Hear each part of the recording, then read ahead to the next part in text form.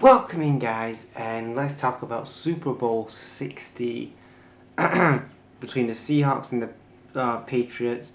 Now, again, was this game, again, going into this game, if you're a casual, you're not going to really like this game between the Seahawks and the Patriots. Very defensive minded from two head coaches that have done tremendously well in the season.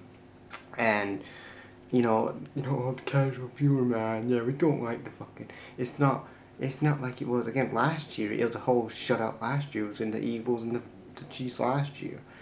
Um, but I look at this Super Bowl or any kind of if you win an NBA championship, Super Bowl, or a Stanley Cup, I guess if you're a hockey fan. Uh, as long as you won the game, it doesn't matter how great you played. Was it sexy enough? Whatever. Oh, did I get my TikTok reels in? It doesn't matter as long as you win the trophy or you get a ring at the end or a medal, whatever. And you look at really these two teams, especially the Seahawks and the Patriots. And these were two teams a number of years ago that were not going anywhere. They had two legendary head coaches in Belichick and Pete Carroll that were living off past glories. Footballers that had passed them by, and they needed some new life into. They needed some new life into both franchises. Now the Patriots draft Drake May in 2024. Didn't do. He had an okay year under Jared. Then he's under Gerard Mayo. Then Mike Robo comes in after his kind of reputation or his bad experience with the Titans. Obviously, in the end, you get those moments where sometimes the team doesn't work out, and that was the case with Mike Robo in Tennessee. And then you had Mike McDonald who took over from Pete Carroll. Imagine if it was Wizard Waldron.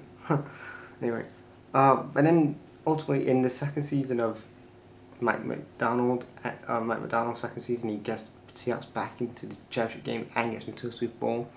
And then for Mike Robo, again, the transformation of this Patriots team. I even said early on in the season, go back to the videos, that I could see them being a playoff content team. I didn't say Super Bowl running up playoff content team, but I said playoff content team. But let's go into this game. Again, first quarter of the game was, again, if you kind of missed the first quarter, it didn't really matter because there wasn't much going on. Basically, the battle was going on in the middle, like the trenches. That was really where the game was kind of game won and lost, was the trenches, and ultimately Seahawks get a great start here, going 6-0 with two conversions. There's a couple of times though where Sam Darnold was throwing a couple. There's a couple of times where the Seahawks fumbled a couple of balls, where Sam Darnold was fumbling a couple of plays on the offense, and then there was a really bad play from Drake May. It was 3rd and 12 in the first half, and I think he's trying to go for Stephon Diggs. It just went too wild. Drake May didn't have a good game. Sam Darnold had a decent game, but you look at Drake May. He got turned over 7 times in the Super Bowl. He got turned over 7 times. Now it reminds me when Joe Burrow a number of years ago, when he got to his first Super Bowl and he was getting turned over tremendously against the Rams. This was the same case here, and again, Patriots done well this year. Trayvon Henderson and Drake May and Stephon Diggs, but that offensive line, I've not been too convinced about it. And you've got Will Howard, you got Will Campbell getting drafted, which I was never really a big fan of. When I watched his tape, you're trusting Will Campbell to be the best guy to protect Drake May. It's shown during the season that he's not really the guy, and if I'm looking at this, if I'm Elliot Wolf, the GM of the Patriots, I'm definitely heavily. If I'm Elliot Wolf, the GM of the Patriots, I'm looking to invest heavily on that offensive line again, because you don't know if you're going to get another moment like this again, where I know you're the Patriots, and then in my lifetime you've won 6 Super Bowls, which is fantastic. But you don't know when you're going to get another chance to go to another Super Bowl in this current day, especially with the Chiefs and the Bills and all these other teams now that are going to be up there or contending or there or thereabouts. So you know, you definitely have to look at that offensive line. You got to definitely look at the offensive line, and that has to be addressed. Then you're looking at um, and you know, you look for the plays here, like the defense was heavily pressing Sam Darnold, and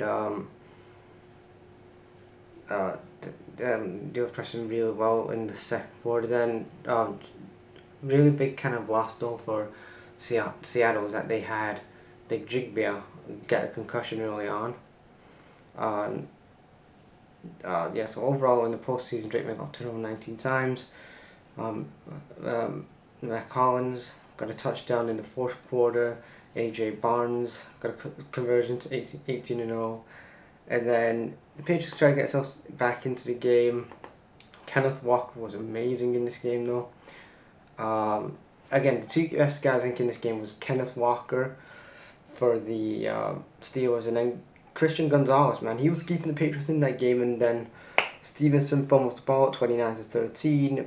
Seahawks win the Super Bowl, and you have you have the revenge from Super Bowl 49, Malcolm Butler, from when Malcolm Butler fumbled it in the one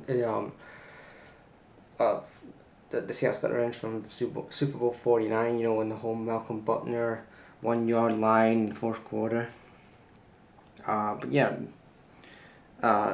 Kenneth Walker wins the Super Bowl, wins the MVP Super Bowl, which again, great, really great for him, and it just shows if you have your GM and your head coach all on the same wavelength,